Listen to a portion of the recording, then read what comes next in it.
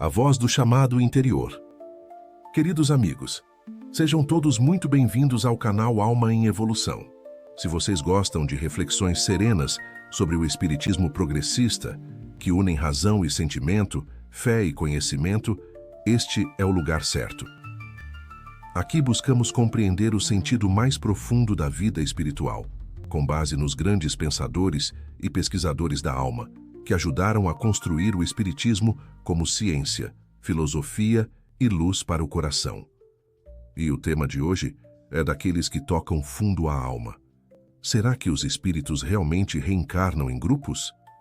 Será que aquelas famílias que se unem há séculos, cheias de laços de amor e às vezes de dor, são reencontros planejados no mundo espiritual?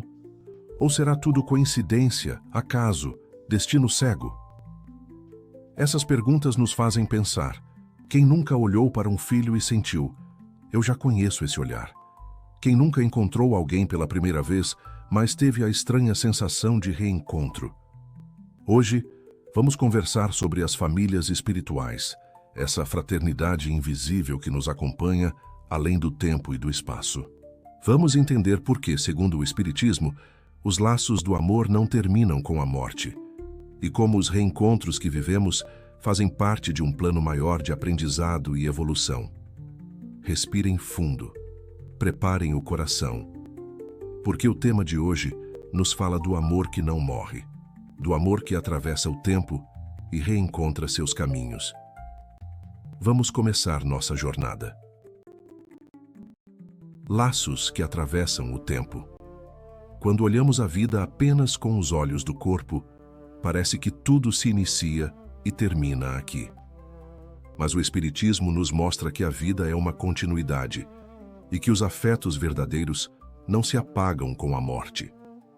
Segundo Leon Denis, em sua obra O Problema do Ser, do Destino e da Dor, as almas que se amaram e trabalharam juntas voltam a se reunir, porque o amor é uma força de atração espiritual que transcende os mundos. Essa ideia é linda, não é? Ela nos faz entender que as famílias espirituais são agrupamentos de almas que se afeiçoaram, aprenderam juntas e se comprometem a evoluir mutuamente. Mas Denis também explica que esses laços nem sempre são suaves. Às vezes, o reencontro ocorre para reparar erros do passado, restabelecer a harmonia e reatar os fios partidos pela dor. É por isso que, dentro da mesma casa, encontramos afetos profundos e também afinidades difíceis, resistências, desentendimentos. Tudo isso faz parte de um plano maior, a educação do espírito pela convivência. Como dizia Herculano Pires, a reencarnação não é apenas retorno ao corpo, é retorno ao dever. E muitas vezes, o dever é conviver novamente com aqueles que precisamos compreender melhor. Pensem nisso, meus amigos. Talvez aquele familiar difícil seja, na verdade, um antigo companheiro de jornada a quem a vida nos devolveu como oportunidade de reconciliação. O magnetismo dos corações afins. Os espíritos não se unem ao acaso. Gabriel Delane, em A Reencarnação, explica que os espíritos possuem uma espécie de magnetismo moral que os aproxima por semelhança de sentimentos, ideias e vibrações. Da mesma forma que na Terra sentimos afinidade com certas pessoas, no mundo espiritual as almas se atraem pelas afinidades morais e intelectuais. Delane descreve que esses grupos de espíritos formam verdadeiras colônias espirituais, ou famílias morais, onde se preparam para novas existências. É bonito imaginar isso. Antes de nascer, muitos de nós já estávamos juntos, planejando reencontros, estudando as provas da próxima vida. Lá, não há formalidades nem sobrenomes, há vínculos de afeto e de propósito. E quando chega o momento certo, esses grupos se distribuem entre os diversos pontos da Terra, encarnando em tempos e lugares diferentes, mas mantendo uma ligação íntima e silenciosa. Às vezes é apenas um olhar, um gesto, um reencontro breve. Mas algo desperta dentro de nós e sentimos: eu conheço essa alma. Camille Flammarion, o grande astrônomo e espiritualista, chamava isso de solidariedade cósmica das almas. Para ele, O universo é uma imensa fraternidade de inteligências em evolução, e cada reencontro é um elo dessa cadeia infinita. Provas, resgates e reencontros. Nem todos os reencontros são feitos de alegria. Muitos são marcados por desafios e provas dolorosas. Ernesto Bozano, em seus estudos sobre as manifestações de espíritos de familiares, observou inúmeros casos em que espíritos ligados com conflitos retornavam juntos à Terra para superar antigas desavenças. Segundo ele, é através dessas experiências que se restabelece o equilíbrio moral, o que Bozano chama de harmonia das vibrações psíquicas. Assim, uma relação difícil, um laço de sofrimento, pode esconder um trabalho profundo de reajuste espiritual. O Espiritismo nos ensina que não há castigo, apenas educação da alma. Deus não pune, Ele oferece oportunidades de refazer um caminho. Por isso, quando observamos famílias em que há dores intensas, diferenças, separações, não devemos ver apenas o drama humano, mas o processo de purificação espiritual em curso. Como disse Leon Denis, toda dor é uma luz em gestação. E se olharmos com serenidade, veremos que essas dores unem mais do que separam. Cada conflito superado é uma vitória da alma sobre si mesma, um passo a mais na ascensão espiritual. Os reencontros que despertam alegria. Mas nem tudo é luta. Há reencontros que são puro consolo, pura bênção. Quem de nós nunca sentiu uma afinidade imediata? Um carinho natural que não precisa de explicação? Esses encontros, diz Delane, são sinais de harmonias antigas, de companheirismo espiritual que sobrevive à morte e renasce com o tempo. Herculano Pires explica que os grupos espirituais de amor formam núcleos de luz que se reúnem, século após século, para impulsionar o progresso. Muitos missionários, cientistas, artistas e reformadores nasceram assim, em grupos espirituais afinados pelo ideal de servir. E aqui está algo belíssimo. A família espiritual vai muito além do sangue. Ela inclui os amigos sinceros, os companheiros de trabalho, as almas que caminham ao nosso lado por afinidade de sentimento e propósito. Leon Denis chamava isso de família da alma e dizia que quando todos os corações vibram no mesmo ideal de amor e elevação, ali está uma verdadeira pátria espiritual. Quando a separação não é o fim, um dos maiores sofrimentos humanos é a separação pela morte. Mas o Espiritismo consola ao afirmar que a morte não destrói os laços do amor verdadeiro.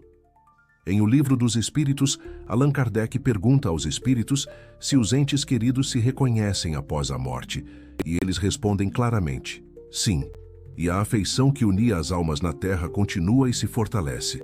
Leon Denis reforça essa ideia em Depois da Morte, dizendo que os espíritos que se amam se reencontram naturalmente, porque o sentimento é uma força que os aproxima e mantém unidos. Assim mesmo, quando alguém parte, a ligação permanece viva. Pela prece, pela lembrança e pelo amor, continuamos conectados. E quando chegar nossa vez de regressar ao mundo espiritual, eles estarão lá, à nossa espera. Não é belo pensar nisso? Que nada do que é puro e sincero se perde. Como uma chama que atravessa o tempo, o amor espiritual nunca se apaga. Famílias espirituais e o progresso coletivo. O Espiritismo nos ensina que a evolução não é isolada. Cada espírito cresce ajudando outros a crescer. Deolindo Amorim dizia que a vida espiritual é essencialmente solidária. Ninguém se ilumina sozinho. Por isso, os grupos espirituais têm uma função educativa. São escolas da alma. Ali, cada um aprende com o outro, exercita a paciência, o perdão, a fraternidade. Quando reencarnamos juntos, trazemos um projeto coletivo de aperfeiçoamento. Às vezes, é a superação de vícios familiares, o cultivo da união, o exercício da humildade. Cada lar é um pequeno laboratório moral onde se experimenta o amor em suas diversas formas. Como observou Hermínio de Miranda, a reencarnação em grupo é uma engenharia espiritual complexa, mas profundamente pedagógica. Nada é por acaso. Até mesmo as diferenças dentro da mesma família têm um sentido educativo, porque nos ensinam a compreender o outro sem julgar. O amor como lei de reunião. Depois de tudo o que vimos, uma verdade se torna clara. É o amor que reúne os espíritos. É ele que forma as famílias espirituais, que cria as afinidades, que sustenta os reencontros. Mas como nos lembrava Camille Flammarion, esse amor deve se expandir. Não podemos amar apenas o pequeno círculo familiar, mas alargar o coração para abraçar toda a humanidade. A evolução espiritual é justamente esse movimento, do amor pessoal ao amor universal. As famílias espirituais são o primeiro degrau dessa escada infinita. Elas nos ensinam a amar com fidelidade, para que um dia possamos amar sem limites. Por isso, ao olharem suas famílias, suas amizades, seus companheiros de caminhada, lembrem-se, cada encontro é sagrado, cada relação é uma oportunidade de crescer no amor. Caminhar juntos é o destino. Queridos amigos, hoje aprendemos que ninguém caminha sozinho. Os espíritos se reúnem por afinidade, reencarnam em grupos e formam famílias espirituais que atravessam os séculos, aprendendo, reparando e amando. Vimos com Leon Denis, Delane, Flammarion, Bozano, Herculano Pires e outros pensadores que esses laços não são ilusão, mas parte da lei divina de solidariedade e progresso. Aprendemos que as dores da convivência são lições do amor e que até os desencontros escondem reencontros. Portanto, quando a vida lhes parecer difícil, lembrem-se, vocês não estão sozinhos. Há corações invisíveis que os amam, amparando-os com ternura. E no momento certo, todos se reencontrarão, como filhos de uma mesma luz. Se esta mensagem tocou o coração de vocês, deixem o like, inscrevam-se no canal Alma em Evolução, compartilhem com quem precisa de consolo e ativem o sininho das notificações para continuarmos caminhando juntos, semana a semana, rumo à luz do Espírito. Fiquem em paz, queridos amigos. Que Jesus e os bons espíritos iluminem seus lares, suas famílias, terrenas e espirituais, e que cada um de vocês sinta a certeza serena de que o amor é o elo que jamais se rompe. Paz e luz a todos vocês.